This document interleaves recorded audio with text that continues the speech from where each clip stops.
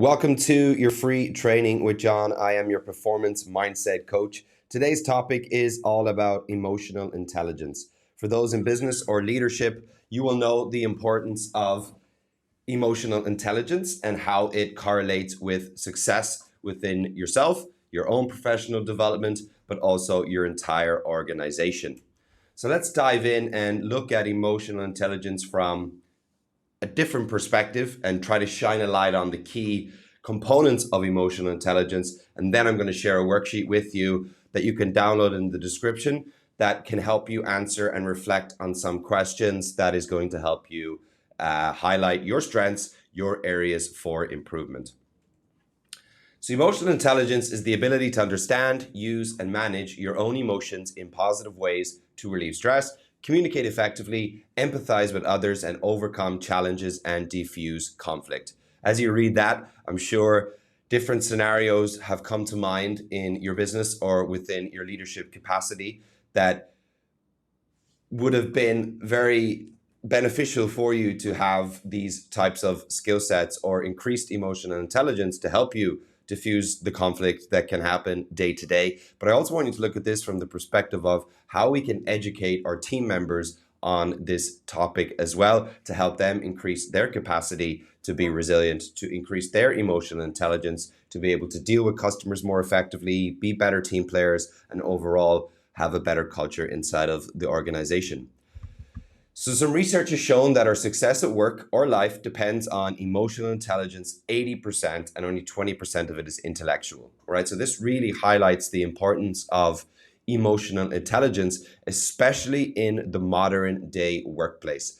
There's also lots of other research and statistics around, the top 500 companies in the world. Up to 70% of them use emotional intelligence assessments and training for their entire team and their management team.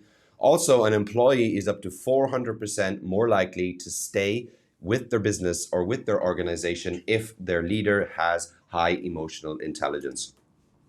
So here's the 5 key categories of emotional intelligence that we're going to focus on throughout this training and that you can access in the description. Download the worksheet to help you that accompanies with this training. Don't forget to head over to the blog as well to read the blog related to it. I'll also post this in the description where we dive into each area in more depth and also provide you with some tools and practical tips to help you implement this stuff into your life, which is most important. So we have self-awareness, managing emotions, motivating oneself, empathy, and social skills.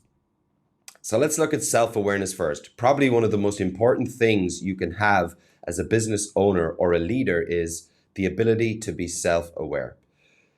My coach once said, self-awareness is the panacea. And it's something that I always reflect on when I face a certain challenge or going through a certain issue within my business or personal life, knowing the fact that it's probably coming from a lack of self-awareness. And if I can be more self-aware about this topic, then a lot of the problems that arise in the business place wouldn't arise in the first place if we had the right self-awareness. So how self-aware are you? How well do you read others within the workplace? How well do you read clients? How well do you read potential partners?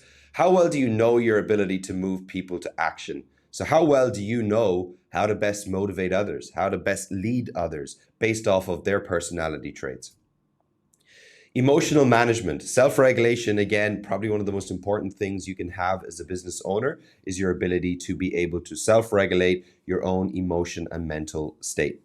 How well can you self-regulate your own emotions? So when the crap hits the fan, how good are you at being proactive in terms of managing your emotions so you don't overreact to every situation that happens in your business? How do you operate under stress? Stress is a part of business. It's the part of the game we play. How well do you operate under high stress environments? How does it project onto others? So does your stress levels, does your emotional profile have an impact on others depending on how you're feeling on that day? Motivating oneself. How well do you motivate yourself, right? To do the things that matter most in life, not just the small things, but how well do you motivate yourself to do what's actually important, what we call ascension movers? How consistent are you with your important tasks? So how consistent are you with your tasks that build the most momentum for you in your business, but also in your personal life? And can you be self-accountable, or do you need someone to always be watching for you to actually get the work done? And also look at this from the perspective of your team. Empathy. How empathetic are you towards yourself? How empathetic are you towards certain situations that arise for you?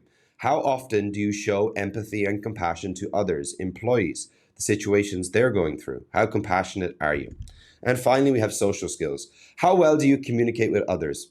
So, where would you rank your communication skills? How easy is it for you to build rapport in new settings or familiar settings? And how do you see yourself in a social setting? So, what is your self concept related to how you see yourself when you show up at a networking event or something that can be of advantage for your actual business? So, these are the worksheets that you can access by hitting the description below, and the link is posted there for you to download them.